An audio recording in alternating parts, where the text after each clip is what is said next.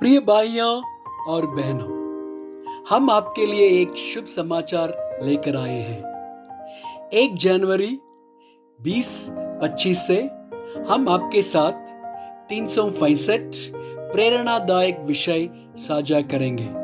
साल के हर दिन हम हर एक विषय और उसे संबंधित वचनों को पोस्ट करेंगे।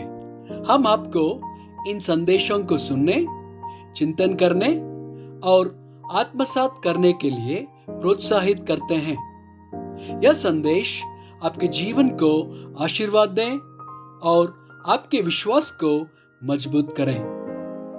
कृपया हमारे इस कार्यक्रम को सब्सक्राइब करें और इसे अपने मित्रों और परिवार के साथ साझा करें। धन्यवाद।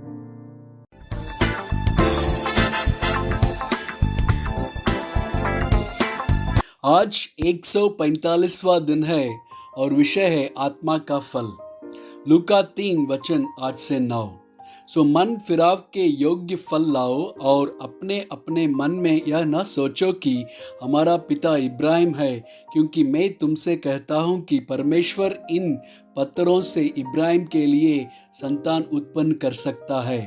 और अब ही कुल्हाड़ा पेड़ों की जड़ पर धरा है, इसलिए जो जो पेड़ अच्छा फल नहीं लाता वह काटा और आग में झोंका जाता है।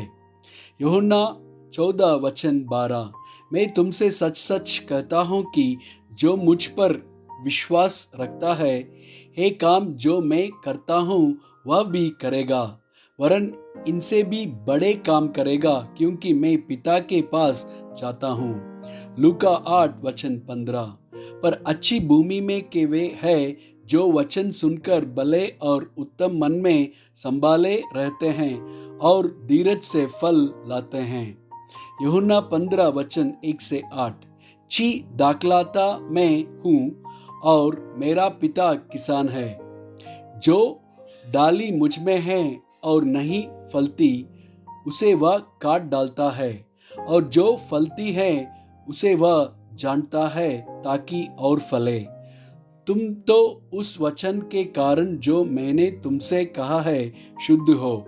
तुम मुझ में बने रहो और मैं तुम में। जैसे डाली यदि दाखलता में बनी न रहे तो अपने आप से नहीं फल सकती, वैसे ही तुम भी यदि मुझ में बने न रहो तो नहीं फल सकते। मैं दाखलता हूँ, तुम डालियाँ हो। जो मुझ में बना रहता है और मैं उसमें, वह बहुत फल फलता है, क्योंकि मुझसे अलग होकर तुम कुछ भी नहीं कर सकते। यदि कोई मुझ में बना न रहे तो वह डाली की नाई फेंक दिया जाता और सूख जाता है, और लोग उन्हें बटोरकर आग में झोंक देते हैं और वे जल जाती हैं। यदि तुम मुझ में बने रहो और मेरी बातें तुम में बनी रहे, तो जो चाहो मांगो और वह तुम्हारे लिए हो जाएगा। मेरे पिता की महिमा इसी से होती है कि तुम बहुत सा फल लाओ, तब ही तुम मेरे चेले ठहरोगे। मत्ती 7 वचन 15 से 20। झूठे भविष्यद्वक्ताओं से सावधान रहो, जो भेड़ों के वेश में तुम्हारे पास आते हैं, परंतु अंतर में फाड़ने वाले भेड़िए हैं। उनके फलों से तुम उन्हें पहचान लोग। क्या झाड़ियों से अंगूर व उन कटोरों से अंजीर तोड़ते हैं? इसी प्रकार हर एक अच्छा पेड़ अच्छा फल लाता है और निकम्मा पेड़ बुरा फल लाता है। अच्छा पेड़ बुरा फल नहीं ला सकता और ना निकम्मा पेड़ अच्छा फल ला सकता है।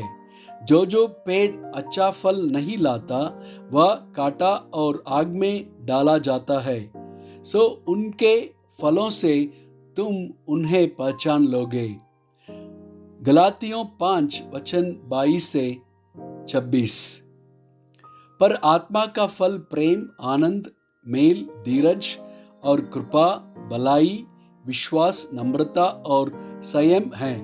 ऐसे कामों के विरोध में कोई भी व्यवस्था नहीं। और जो मसीह यीशु के हैं, उन्होंने शरीर को उसकी लालसाओं और अभिलाषों समेत क्रूस पर चढ़ा दिया है। यदि तुम आत्मा के द्वारा जीवित है तो आत्मा के अनुसार चले भी। हम घमंडी होकर न एक दूसरे को छेड़ें और न एक दूसरे से डाक करें। मत्ती 5:14 से 16। तुम जगत की ज्योति हो। जो नगर पहाड़ पर बसा हुआ है वह छिप नहीं सकता, और लोग दिया जलाकर पैमाने के नीचे नहीं परंतु दीवट पर रखते हैं, तब उससे घर के सब लोगों को प्रकाश पहुंचता है।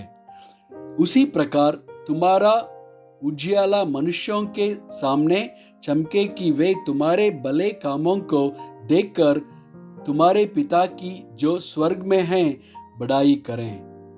1 कोरिन्थियों 13:1-3।